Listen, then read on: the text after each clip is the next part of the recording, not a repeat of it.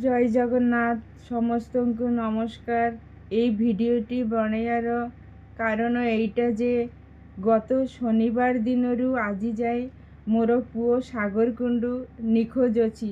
ସେ ଯାଇଥିଲା କୋରାପୁଟ ଡୁଡୁମା ୱାଟରଫଲ୍ ବୁଲିବା ପାଇଁ। ସେଇଠିକି ସେ ହଠାତ୍ ପାଣି ମାଡ଼ି ଆସିବାରୁ ସେ ଜଳପ୍ରପାତରେ ଭାସି ଯାଇଛି। ଭାସି ଆଜି ଯାଏ ସେ ନିଖୋଜ ଅଛି। ତ ମୋତେ ଲାଗୁଛି ସେ କୋରାପୁଟ ମାଲକାନଗିରି କି ଆନ୍ଧ୍ରା ଏଇସବୁ ଜାଗାରେ ଥିବ କି କ'ଣ, ମାନେ ଏଇଟା କିଛି ମୁଁ ଜାଣିନି।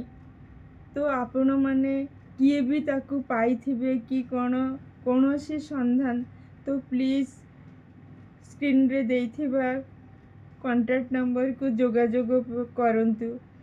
ତାର ମା ତାକୁ ବହୁତ ଖୋଜୁଛି, ତା ମା ତାକୁ ବହୁତ ଖୋଜୁଛି।